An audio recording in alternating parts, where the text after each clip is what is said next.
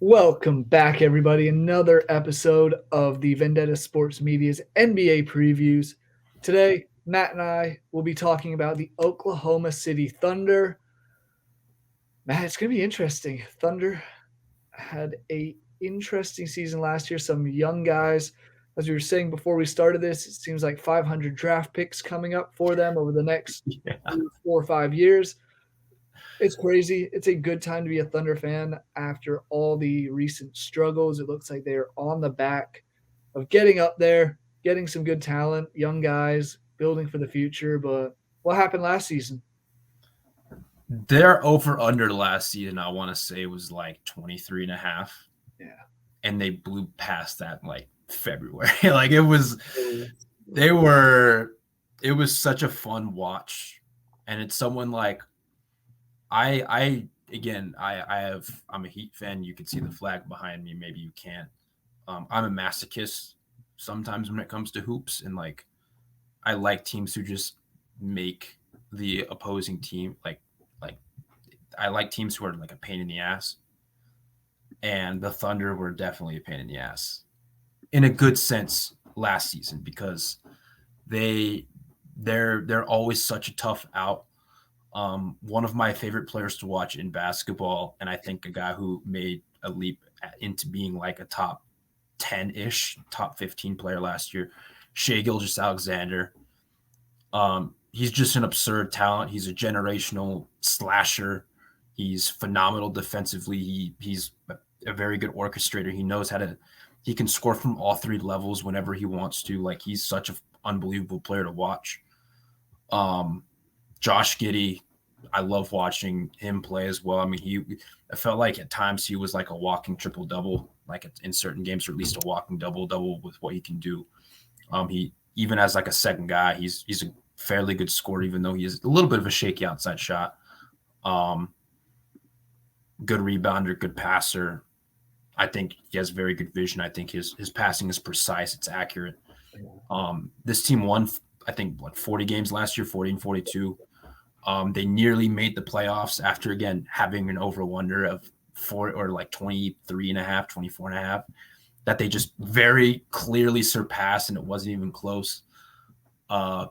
This upcoming season, they do get Chet Holmgren back. He was drafted number 2 overall.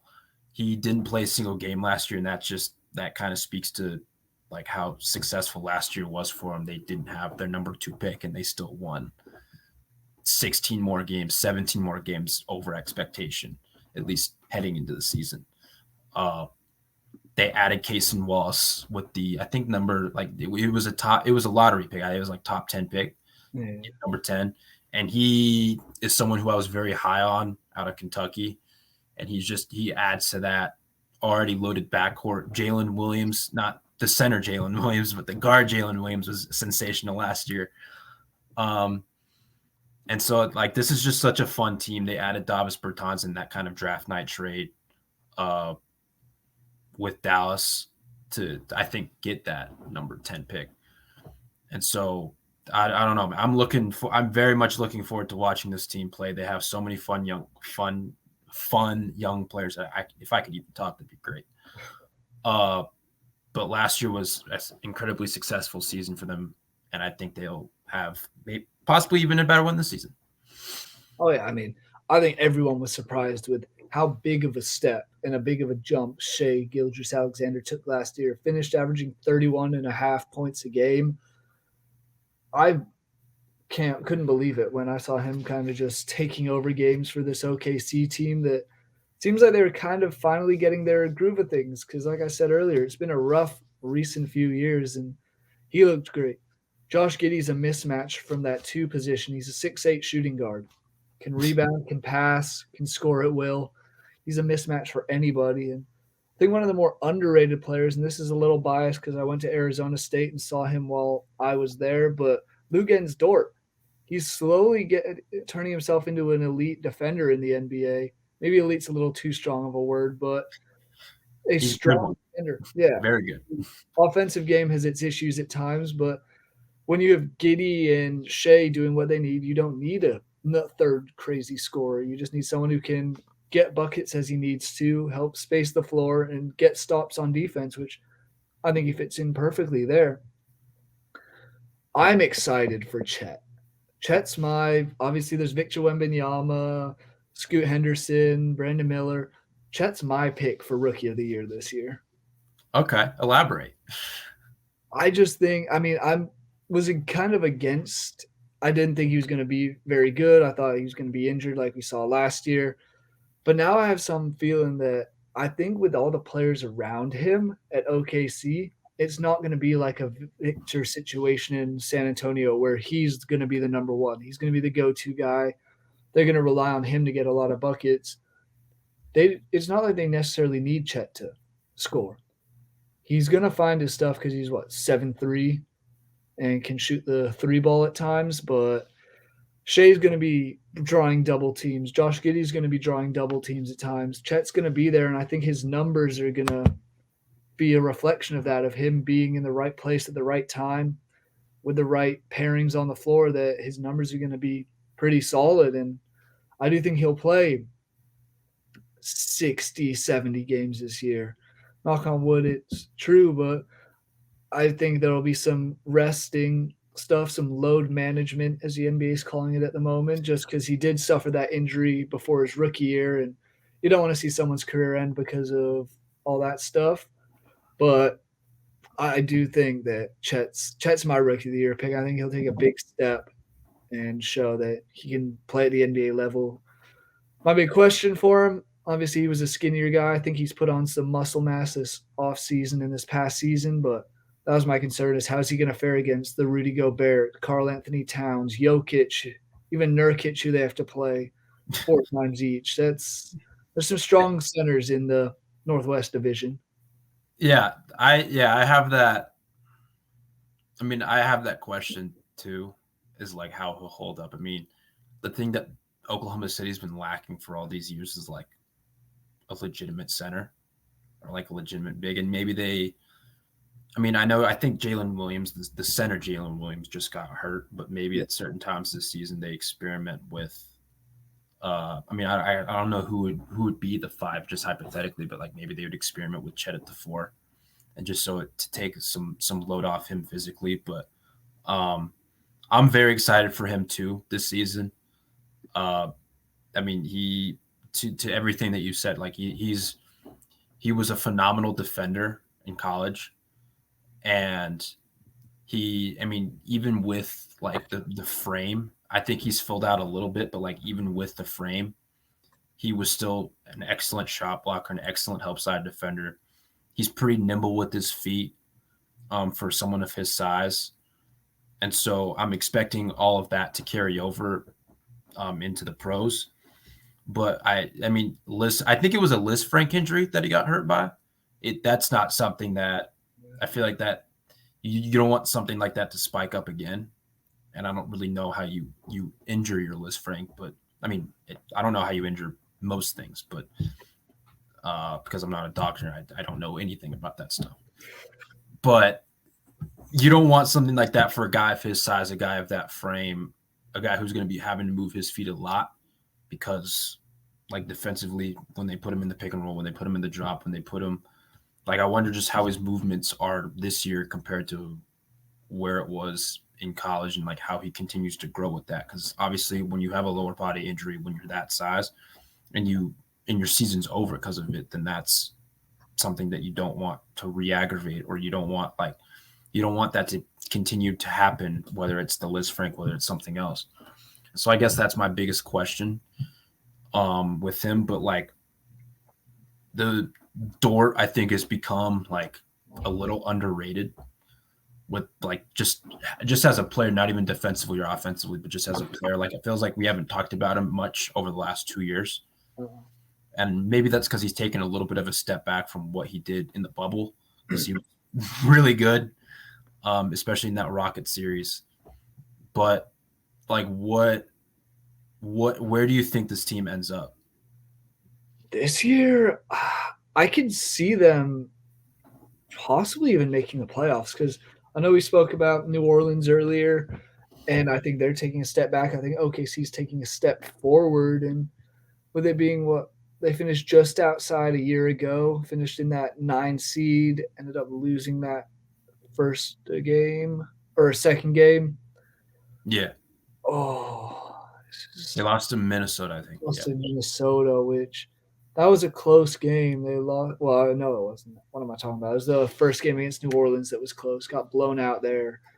But I think they'll learn from those mistakes. I have them finishing probably. I'll flip it around 42-40 this year.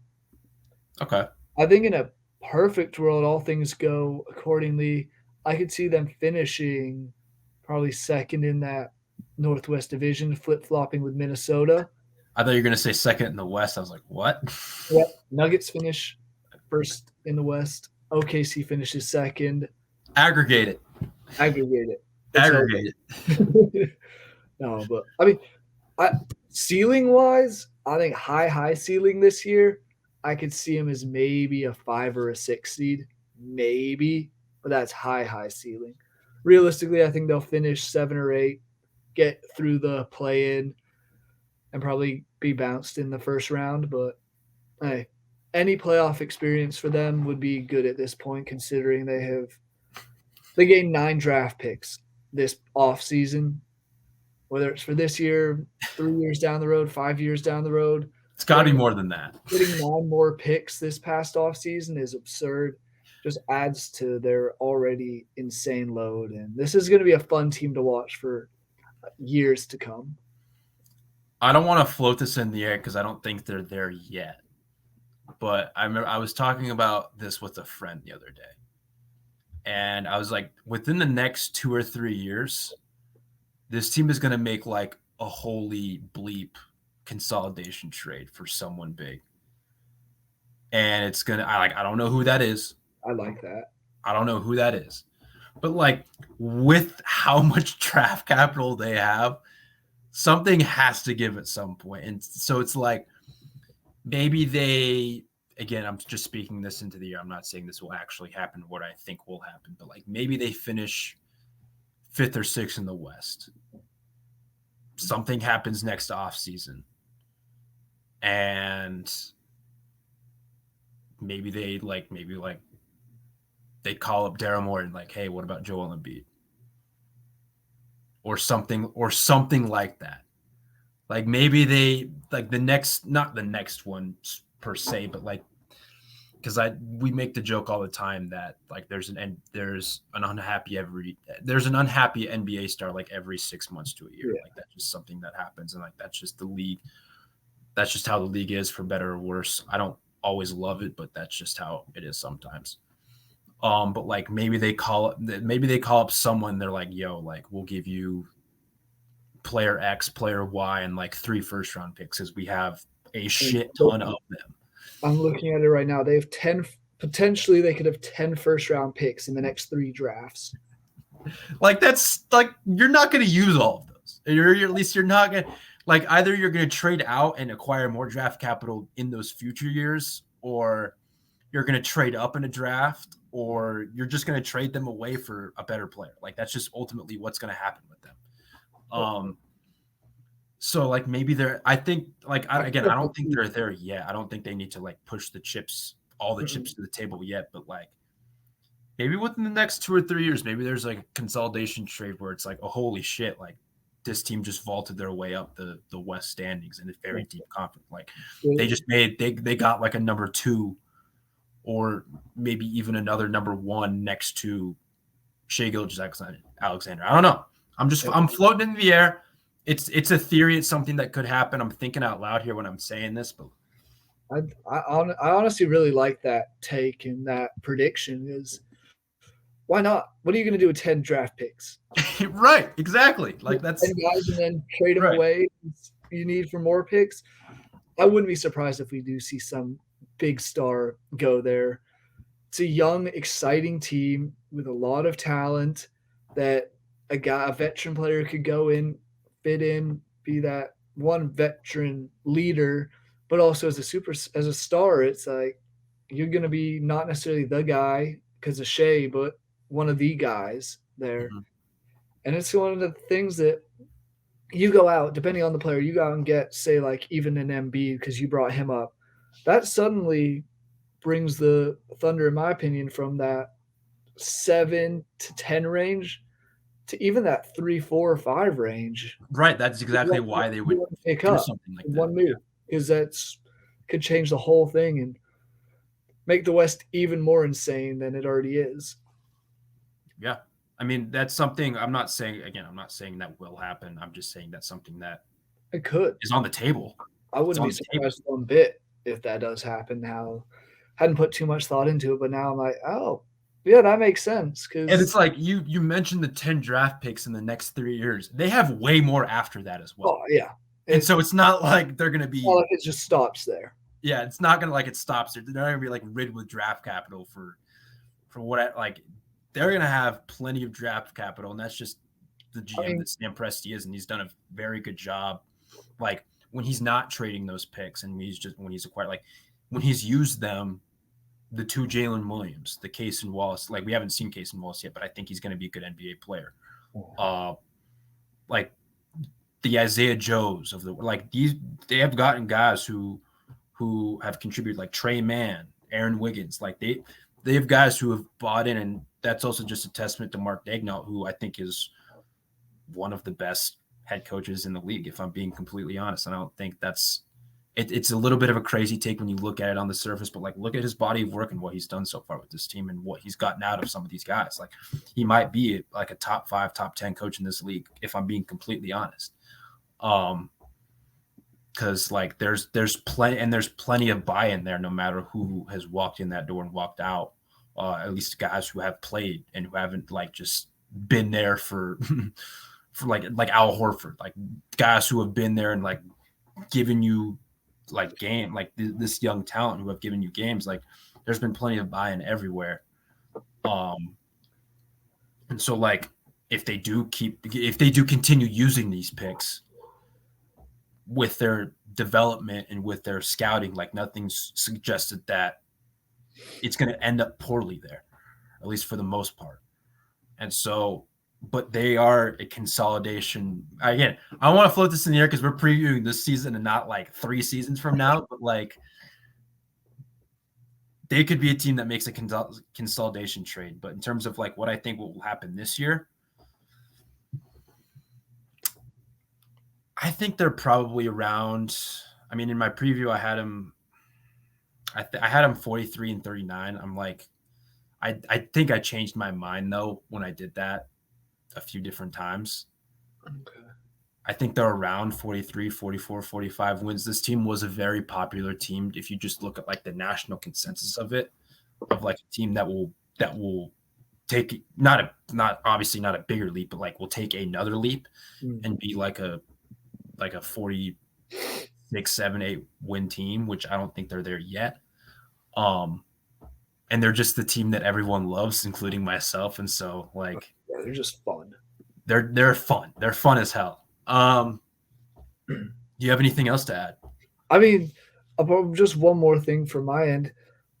There's all this talk all off season about load management, players not playing. OKC had 7 guys play in 67 or more games last season. Yep. So they were staying healthy. Do you think there's some regression? I think there could be, and that's kind of what I'm bringing up. We're already seeing Jalen Williams, the center. He's out. Chet's coming back, and it's a whole thing where he was out all last season. But that's just my one concern is things might have been too good to be true last year, that they didn't really face too many hiccups on the road. But either way, I still think they improve on last season. It's just something that, being a skeptical fan of any sports team, it's got to look at that. And it kind of surprised me that they had so many guys. They had 6 guys alone who played in 70 or more games, which don't see that very much in the current NBA. So it is nice to see that with OKC. And Sheawood didn't even play in 70. So yeah, and it's like when you're a fan of a team that has that health, you're just like, is there going to be a time where like who's gonna regress to the not regress to the mean, but like who's gonna regress in terms of injury luck? exactly, Because that is like a normal talking point, just among sports, like who is injured, who is the most injured team, who is the least injured. They are one of the least injured teams, to your point. So how's it gonna work against them if that does? It might not. compared to the NBA champions, the Nuggets had 8 guys who played in 60-plus games. So it's very similar. It's the thing that with OKC could benefit them if they are all healthy again is they'll have that cohesion, and it's not like certain other teams we've seen. I want to say the Lakers were one of them last year that I saw a stat on where they had so many different starting lineups throughout the season because someone was always hurt. Didn't have that necessarily with OKC, and that's something that could benefit them greatly this year if they continues that way. Right. But Matt, any other closing points on the Oklahoma City Thunder? I'm always gonna root for Poku. I'm always gonna root for Chet. Can we get like a Poku Chet? I mean, when he's healthy, I think he's gonna be like Jalen Williams. Can we just get like all guys who are 7 foot? I mean, I don't think this team has enough 7 footers, but like just guys who 7 foot can handle the ball, who can. I just want to see a lineup like that for once. One guy I forgot to mention who I just really think is an impactful rotation player, and we should have talked about him earlier, is Kendrick Williams.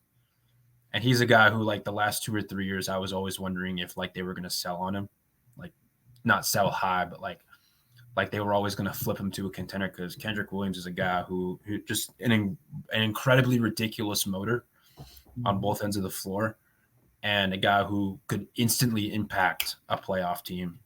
But now the Thunder could very well be a playoff team, and I think they will be this upcoming season. And so he's just an incredibly impactful player who I also love watching. Again, as we talked about earlier, this team is just filled with guys who I love to watch. Guys who I think are complementary pieces next to each other, who know their role and who know how to impact a game on any given night. And again, this team, another reason why I love Dagnall is, like, again, this team just plays their ass off every single night. There's no ego. They're never going to take a night off, and that's something that I really respect about, like, this team and this organization. It's like they have guys who want. They have guys who will go get it, and so that's just I love that about this. It's a great team effort there. There's no ego. Sure, Shea is the leader and with 31.5 last year, but it only happens for him if other guys step up and draw open spaces and draw defenders away at times. And that's going to be the thing this year. I think Chet's going to do that even more so because it's 7-1, but I'm excited. Matt, pleasure as always chatting up the NBA team previews. Make sure you guys, the viewers, thank you for watching, but go and subscribe to the Vendetta Sports Media YouTube channel.